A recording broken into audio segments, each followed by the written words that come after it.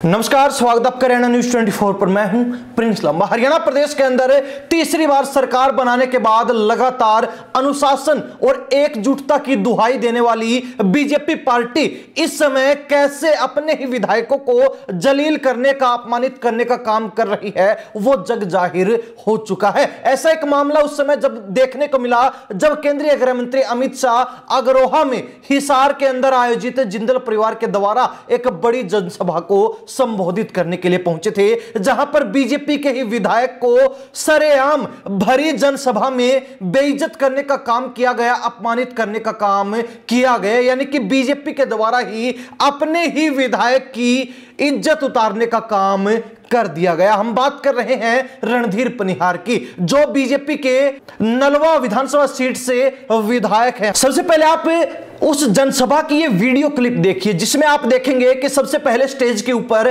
केंद्रीय गृह मंत्री अमित शाह पहुंचते हैं, ठीक उनके पीछे मुख्यमंत्री नायब सैनी चले आ रहे हैं, तो उनके साथ नलवा से विधायक रणधीर पनिहार भी है। हालांकि सबसे पहले केंद्रीय गृह मंत्री जब अपनी कुर्सी संभालते हैं तो उनके साथ मुख्यमंत्री नायब सैनी भी बैठते हैं। मुख्यमंत्री नायब सैनी के बगल में आपको मंत्री आरती राव, उनके बगल में डीपी वत्स और उसके साथ साथ हांसी से विधायक विनोद भयाना नजर आएंगे। लेकिन दूसरी तरफ जब देखा जाए तो केंद्रीय गृह मंत्री से अगली कुर्सी के ऊपर निर्दलीय हिसार से विधायक सावित्री जिंदल को रणधीर पनिहार ने जगह देने का काम किया। उससे ठीक अगली कुर्सी के ऊपर जब वो बैठने के हुए तो इतनी देर में पीछे से रणबीर गंगवा मंत्री आ गए, तो उन्होंने वो कुर्सी उनके लिए छोड़ दी और अगली कुर्सी पर खुद रणधीर पनिहार, जो कि नलवा सीट से विधायक हैं बीजेपी के, वो जा बैठे। हालांकि इतनी ही देर में पीछे से नवीन जिंदल और बीजेपी के प्रदेश अध्यक्ष मोहनलाल बड़ोली भी पहुंच गए और उनको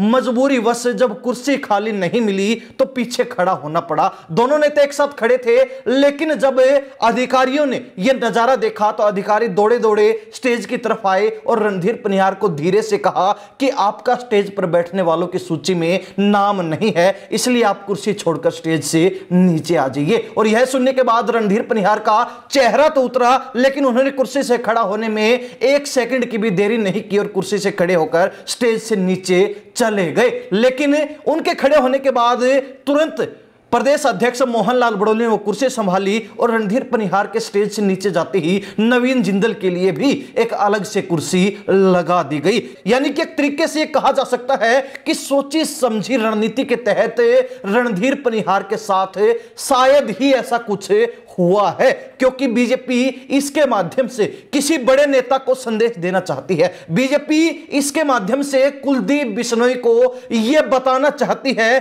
कि वो नाराज रहें, वो पार्टी के कार्यक्रमों में ना पहुंचे, वो पार्टी के खिलाफत करें या फिर अंदर ही अंदर काट क्यों ना करे, इससे कोई प्रभाव नहीं पड़ता। बीजेपी के लिए कुलदीप बिश्नोई बिल्कुल भी मायने नहीं रखते हैं, उनकी नाराजगी कोई मायने नहीं रखती, बीजेपी के लिए बिल्कुल भी अहमियत नहीं रखते हैं। और बीजेपी द्वारा कुलदीप बिश्नोई के सबसे खास आदमी के साथ ऐसा करने के बाद सीधे तौर पर कहा जा रहा है कि रणधीर पनिहार ही नहीं बल्कि कुलदीप बिश्नोई के लिए भी यह एक और बड़ा झटका है, क्योंकि कुलदीप बिश्नोई को बीजेपी पहले ही कई झटके दे चुकी है। वो प्रदेश अध्यक्ष बनना चाहते थे, लेकिन उनको नहीं बनाया गया। राज्यसभा में सांसद बनना चाहते थे, एक बार भी उनको मौका नहीं मिला। वो हिसार लोकसभा सीट से चुनाव लड़ना चाहते थे, लेकिन उनकी जगह रणजीत चौटाला को टिकट देकर चुनावी मैदान में बीजेपी ने उतारना उचित समझा। हालांकि इसके अलावा संगठन में भी बड़ी जिम्मेवारी चाहते थे, लेकिन बीजेपी ने उनके ऊपर भरोसा नहीं जताया और ऐसे ही कई मौके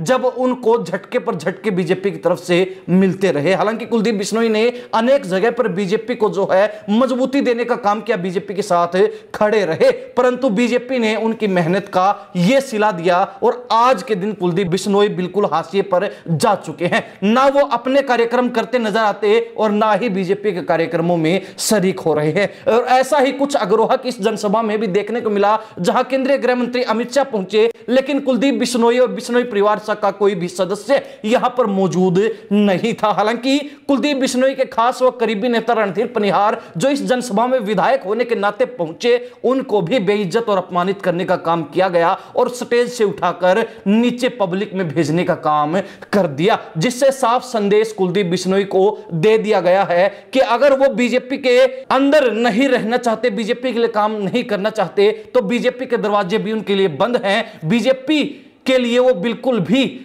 अहमियत नहीं रखते। यानी कि कुलदीप बिश्नोई को झटका देते हुए बीजेपी ने औकात दिखाने का काम कर दिया है। हालांकि खास बात यह भी है कि बीजेपी के द्वारा विधायक को इस तरीके से स्टेज से नीचे उतारे जाने के बाद उनकी नाराजगी का एहसास भी हो गया था और मुख्यमंत्री नायब सैनी ने नाराजगी को दूर करने के लिए रणधीर पनिहार को शांत करने के लिए अपने साथ हेलीकॉप्टर में बिठाकर भी ले गए थे। लेकिन यह सिर्फ फॉर्मेलिटी थी, क्योंकि बीजेपी पार्टी जिसकी तीसरी बार सरकार बनने के बाद से लगातार बड़े बड़े विवाद देखने को मिल रहे हैं, तो ऐसे में नायब सैनी किसी और नए लफड़े में, नए विवाद में नहीं उलझना चाहते थे, फंसना चाहते थे, जिसके चलते ही उन्होंने फॉर्मेलिटी करते हुए और रणधीर पनिहार को अपने साथ हेलीकॉप्टर में बिठाकर ले जाना सही समझा ताकि उनको शांत किया जा सके। लेकिन कहीं ना कहीं जो भरी जनसभा में हजारों लोगों के सामने और समर्थकों के सामने नलवा विधायक रणधीर पनिहार की बेइज्जती हुई है, जो अपमान उनको देने का काम किया गया है, वो सबके सामने है, वो जग जाहिर है। खैर, हरियाणा प्रदेश की जनता इस मामले को लेकर क्या राय रखती है? बीजेपी पार्टी के द्वारा